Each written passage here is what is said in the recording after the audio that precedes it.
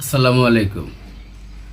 আজকে এই ভিডিওটি ওই সমস্ত মানুষদের জন্য যে মানুষরা নিজের ফ্যামিলিকে ছেড়ে প্রবাসে জীবন কাটাচ্ছেন, বিশেষ করে বাংলাদেশে বিভিন্ন জেলাতে কর্মসংস্থানের জন্য বাড়ি ছেড়ে নিজের ফ্যামিলিকে ছেড়ে একা একা জীবনযাপন করতেছেন। তাদের জন্য দেখেন, আপনার ফ্যামিলি ছেড়ে আপনার ছেলে সন্তান ভাই বোন বাবা মাকে দূরে রেখে আপনি যেখানে আছেন, সর্বপ্রথম সেইখানের যে যাদের কাছে আপনি থাকেন, আশেপাশে যারা আছে শুভাকাঙ্ক্ষীরা, বন্ধু বান্ধব, অফিস আদালতের কলিগ, যাই হোক, যারাই হোক, তাদের সাথে কখনোই খারাপ আচরণ করবেন না। কারণ আপনি হয়তো ভাবছেন যে এদের সাথে আমার ভালো সম্পর্ক রাখলেও কি হবে, না রাখলেও কি হবে।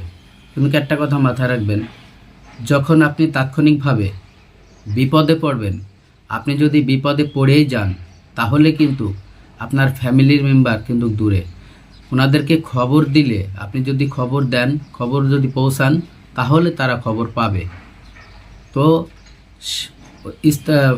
সাথে সাথে যারা আপনাকে ট্রিটমেন্ট করবে, যারা আপনাকে সহযোগিতা করবে, যারা আপনাকে সাহায্য করবে, তাদেরকে কিন্তু অবশ্যই নিকটে রাখতে হবে।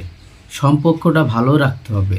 সম্পর্ক শুধু ভালো টাকা পয়সা দিয়ে রাখা যায় না, মুখের কথা দিয়ে, ভালোবাসা দিয়ে, আন্তরিকতা দিয়ে, বন্ধুবান্ধব মতো থাকলেই, মিলেমিশে থাকলেই হয়তোবা অনেক সম্পর্ক ভালো থাকে। কিন্তু অধিকাংশ মানুষই এই ভুলগুলো করে যে স্থানীয় হয়তো রুমমেট, তার সাথে একটু সামান্য জিনিস নিয়ে মনোমালিন্য হয়, তার সাথে কেউ কথা বলে না। দেখেন, আপনার পাশে যে ভাই শুয়ে আছে, আপনার পাশে যে রুমে যে আর শুয়ে আছে, তার সাথে যদি আপনার সম্পর্ক ভালো না হয়, হঠাৎ করে আপনি অসুস্থ হয়ে গেলেন, হতেই পারে। মানুষের জীবনে দুর্ঘটনা যে কোনো সময় আসতে পারে, আপনি বুঝতেই পারবেন না। আপনি ভালো মানুষ শুয়ে আছেন, আপনি রাতের মাঝপথে অসুস্থ। তাই সবার এই চিন্তাধারাটা মাথায় রেখে সবার সাথে সবাই সম্পর্ক ভালো রাখেন। আর সবশেষে উপরে আল্লাহর কে স্মরণ করবেন সব সময়ের জন্য। ভিডিওটি ভালো লাগলে একটি লাইক করে দেবেন, শেয়ার করে দেবেন বন্ধুদের মাঝে।